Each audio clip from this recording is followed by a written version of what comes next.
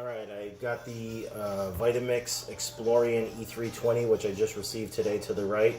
I've got the Blendtec Total blender to the left, which I purchased last year. The Blendtec has a 32-ounce capacity. The Explorian has a low-profile 64-ounce capacity. Clearly, the Blendtec is probably overloaded right now. I'm making sofrito, and I'm going to see how they come out. The only thing I didn't put in there yet was the onions and the cilantro, so I'm gonna blend what I've got just because the Blendtec is already overloaded. So the Blendtec, I'm going to use the pre-programmed button, and the Vitamix, I guess I'm just gonna kind of ramp up the speed and see how it works out. So see how it works out. So let's see.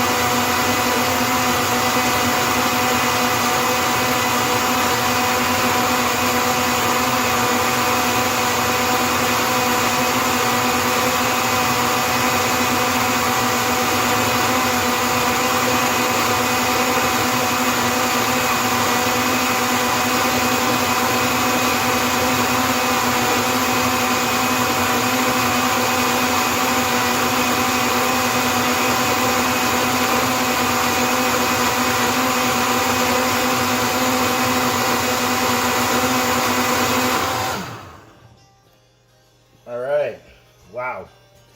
So I'm familiar with Blendtec for probably well over a decade, from when they started doing the Will It Blend videos. So I've always kind of been a Blendtec fanboy at heart, and I've never purchased one until last year. So that's why I went with Blendtec when I was looking for a new blender. Obviously, I've heard of the reputation of Vitamix. As far as I know, the E320s are kind of like a lower end model. However, it's still a Vitamix. Just based on first appearance, looking at both of these in the container, both look pretty good. But the Vitamix looks, it actually looks like it broke down more. It looks, I don't know if emulsified is the correct word, but everything looks, all the little fine particles you see are much less than you can see in the Blendtec, which I can see little bits of tiny little speckles of pepper, like red pepper and some other stuff. I don't really see that in the Vitamix, which I'm actually kind of surprised. The Blendtec has two blades, and the Vitamix has 4. Let's see if I can get this. I don't know if you can see that better. Let's see if I can rotate this. So let me open them up. The reason I had my hand on top of the Blendtec, the lid just presses inside, so there's, although it's never happened to me, I guess there is a possibility that it could pop off. The Vitamix, as you can see, has these latches on the lid that kind of grip underneath the sides of the lid, so I don't need to hold it for that. So I'm going to open them up. I'm just going to try a little spoonful of each.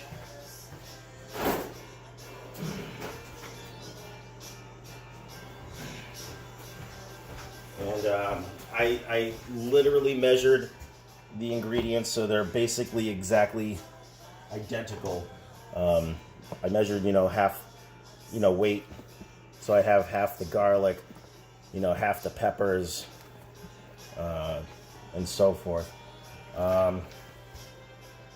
So let me show you on the spoon. This is the, I don't know if this will zoom in, but this is the Blendtec. Oh, spilled a little bit.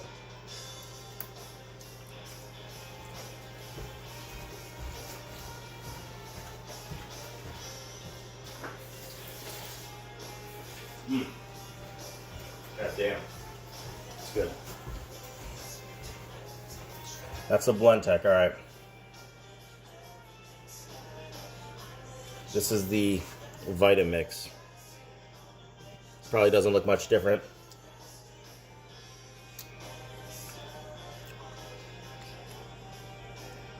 Oh. Whew.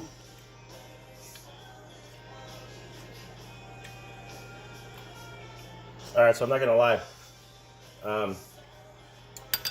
Texture-wise, they both taste nearly identical. It's very, very, very hard to differentiate between the both of them texture-wise. Flavor-wise, they're identical.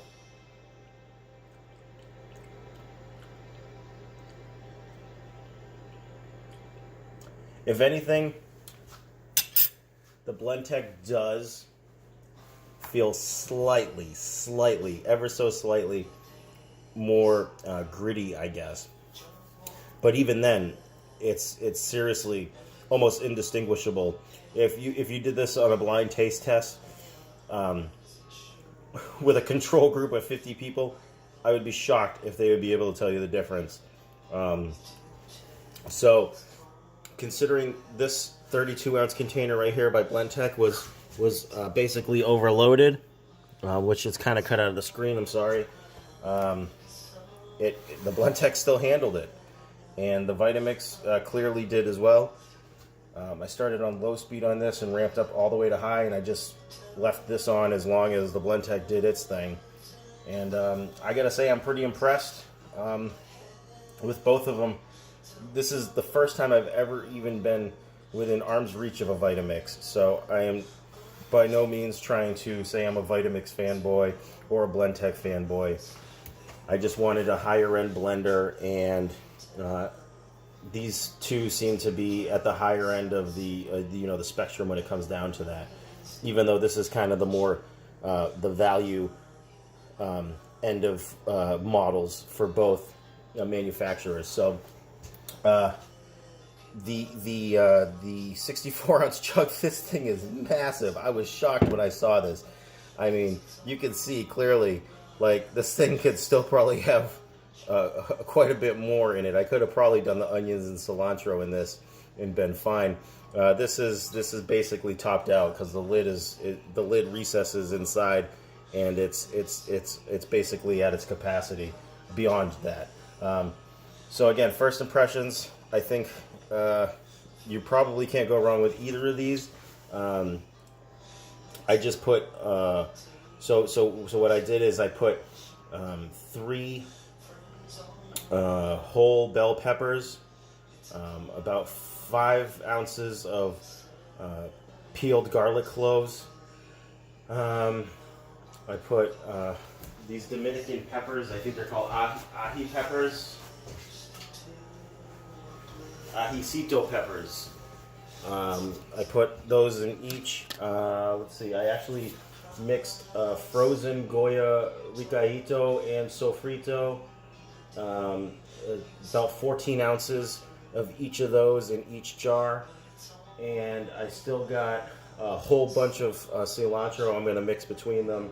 And then 3 really big yellow onions that I'm going to mix between them. So, I mean, these things are ginormous, like the size of softballs. After that, I'm pretty good. I think it'll be all set. So this cilantro is going to give it its green color, hopefully, and we'll see what happens. So, again, if you're in the market for a higher end blender, but you're looking not to spend, an exorbitant amount of money, like $600 for the high end Vitamixes, you can't go wrong right now with either of these, because I just subjected the Blendtec to kind of unfavorable odds compared to the Vitamix just because container size, and it handled it. So I just got the Vitamix for about I think it was $150 on Amazon. It's a refurbished model, but it does come with, I think, a 3-year warranty. And the Blendtec, if I recall, I got that for probably about the same price. I think it was less than that, maybe less than $150. So comparably priced. And one thing to note though is I don't know if these are standard height wall cabinets, but the Blendtec is slightly taller than this low profile. Again, I don't know, I'm sorry if you're not really seeing this. Let me move these. Blendtec is slightly taller than the low profile. Actually, it's actually a little bit less. Just the container, you can't really see. Maybe, I'm sorry. I don't do videos like this, so I'm sorry. But if you look at the spout of the Vitamix, it's actually about 3/16 of an inch taller than the Blendtec. So even though this is considered a low profile container by Vitamix, this lid is a beefy lid. So this actually is taller than the 32 ounce Blendtec lid. So if you have standard height cabinets, wall cabinets, it should fit, assuming these aren't, like, it just clears to be able to get it on there.